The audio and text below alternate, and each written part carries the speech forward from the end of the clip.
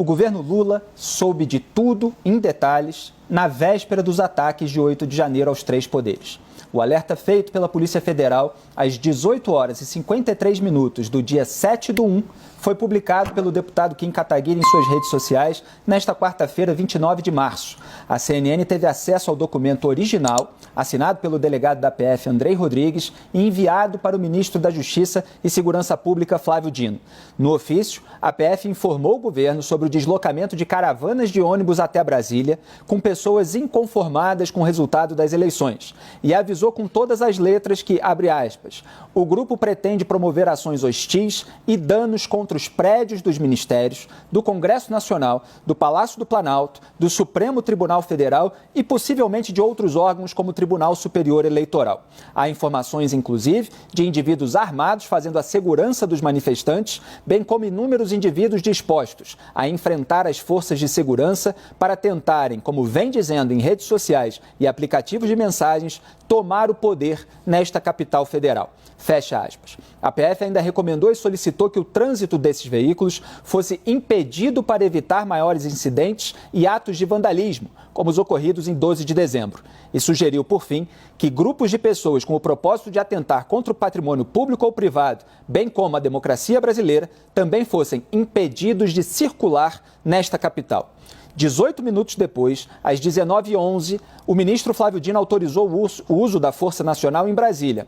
Às 19h58, Dino encaminhou ao governador Ibanez Rocha, do Distrito Federal, outro ofício ao qual a CNN também teve acesso, citando o alerta da PF e sugerindo o bloqueio da circulação de ônibus de turismo no perímetro compreendido entre a Torre de TV e a Praça dos Três Poderes, nos dias 8 e 9 de janeiro. Mas por que essas providências foram insuficientes para o governo federal e distrital impedirem os ataques golpistas detalhadamente anunciados pela PF? Por que a Força Nacional não foi imediatamente conter os vândalos? Por que Dino não acionou a Polícia Rodoviária Federal para parar os ônibus nas estradas? Por que o GSI do governo Lula dispensou o Exército e a PM nada fez? Por que o alerta original só apareceu agora, quase 3 meses depois dos ataques? Seu conteúdo justifica o receio do governo com a instalação de uma CPI sobre o 8/1? O CNN Arena conversa agora com o deputado federal Kim Kataguiri sobre todos esses assuntos. Boa noite, Kim. Bem-vindo aqui ao Arena. Boa noite, Felipe. Boa noite a todos os integrantes do programa e a todos que nos assistem. Muito obrigado pelo convite. Deputado, como é que foi o processo? Eu entendo que haja aí algum tipo de sigilo, preservação de fontes, para o senhor obter esse documento. E ele realmente não tinha aparecido antes, quer dizer, é algo que o senhor trouxe à tona hoje, e quais são os ingredientes que o senhor considera importantes que o governo não havia mencionado? Bom, obtive este documento com exclusividade, me valho do sigilo resguardado a documentos que são enviados a parlamentares, ele tem o direito de preservar a sua fonte e eu acredito que nesse caso seja especialmente necessário pela segurança mesmo de quem me passou esse documento, porque é um documento sensível e que não tinha vindo à tona até eu trazê-lo hoje. E para mim tem um ponto crucial, você colocou todas as perguntas que precisam ser feitas na introdução que você fez. E esse documento traz dois pontos principais na minha avaliação. Um primeiro ponto é que a única sugestão que foi feita ao governo do Distrito Federal, porque até então toda a culpa foi jogada no governo do Distrito Federal. O governo federal se eximiu de qualquer responsabilidade e o Supremo Tribunal Federal também só responsabilizou até agora integrantes do governo do Distrito Federal. Muito bem. O que o ofício enviado pelo governador Ibanez, 1h30 depois dele ter ciência de que haveria, isso estamos falando do dia 7, 1h30 antes dele oficiar o governo do Distrito Federal, o delegado-geral do próprio Ministério da Justiça avisou, como você mostrou aí o documento, que haveria atos com a intenção de tomar o poder e enfrentar as forças de segurança pública. O delegado foi muito taxativo em relação a isso, ou seja, o ministro, diferente do que ele disse ontem na audiência da Comissão de Constituição e Justiça, sabia com antecedência o que iria acontecer em detalhes. Esse é o primeiro ponto. O segundo ponto foi, ele utilizou este documento como base para oficiar o governo do Distrito Federal, mas a única coisa que ele fez foi recomendar que fosse fechada a circulação de ônibus ali na esplanada dos ministérios. Mais nada. Ele não falou para ter reforço de polícia militar, ele não falou para fechar o acesso a pé à esplanada dos ministérios. Pelo contrário, o que ele diz é o seguinte, né, no quarto ponto do ofício dele para o governo do Distrito Federal, do ministro Flávio Dino. Reforço que o Ministério da Justiça e Segurança Pública e as forças federais, ou seja, não se refere à Polícia Militar do Distrito Federal, mas às forças controladas pelo governo federal, estão monitorando o referido movimento. Ou seja, ele disse, olha, governo do Distrito Federal, nós estamos monitorando, qualquer coisa nós iremos avisá-los.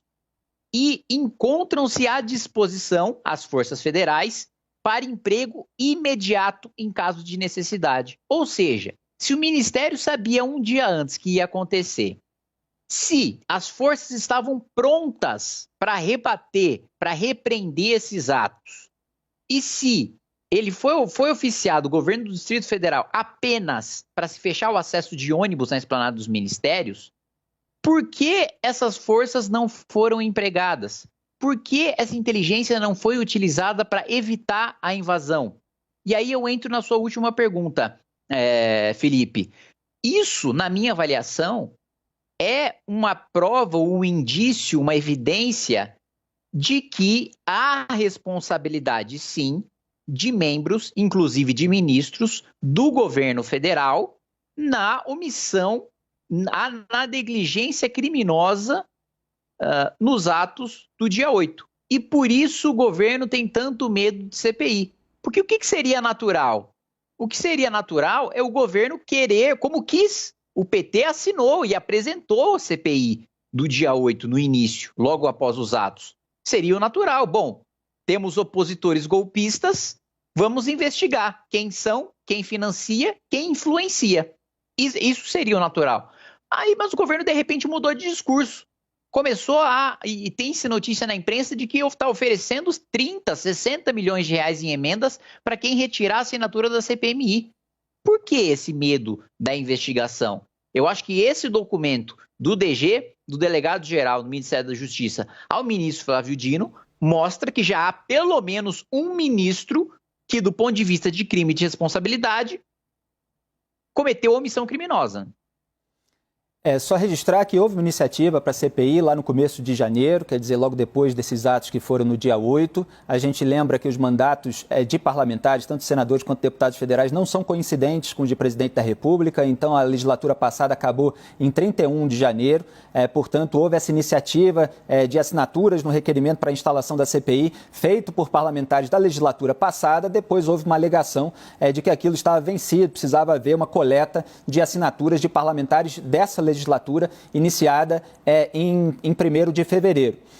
Outro ponto é que aqui no CNN Arena a gente está há quase 3 meses, obviamente, apontando, além das nossas considerações desde o começo sobre a corresponsabilidade ali possível do GSI, a atitude do governo que possa ter faltado, a gente está apontando, claro, toda a responsabilidade bolsonarista, já que houve toda essa movimentação de insatisfação do resultado eleitoral, e apontamos também todos os desdobramentos das investigações, com o afastamento, depois a prisão do Anderson Torres, secretário de Segurança Pública do Distrito Federal, o afastamento do Ibanez Rocha do cargo de governador, para o qual depois ele voltou sob determinação do ministro do STF, Alexandre de Moraes. Então, tudo está sendo colocado só para esclarecer ao público. Agora, deputado, o senhor chegou a falar ali nas redes sociais de uma declaração do Flávio Dino sobre não ter recebido documento algum. Quando a gente vai ver ali nos vídeos, ele está se referindo, pelo menos primordialmente, mas me parece que de maneira específica somente a isso, ao relatório da ABIN, que veio na imprensa,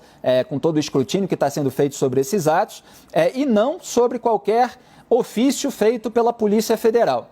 Mas o senhor acredita que o governo Lula omitiu, de certa forma, o detalhamento que apareceu nesse ofício? Não, eu não tenho a menor dúvida, pela mesma fonte que me passou o documento do delegado-geral, oficiando o ministro da Justiça em relação à gravidade do que ocorreria no dia seguinte, sei que o ministro da Justiça recebeu, sim, o relatório da ABIN. Agora, adianta eu fazer um requerimento de informação pela Câmara dos Deputados para pedir? Não, eu já estou acostumado, fiquei aqui 4 anos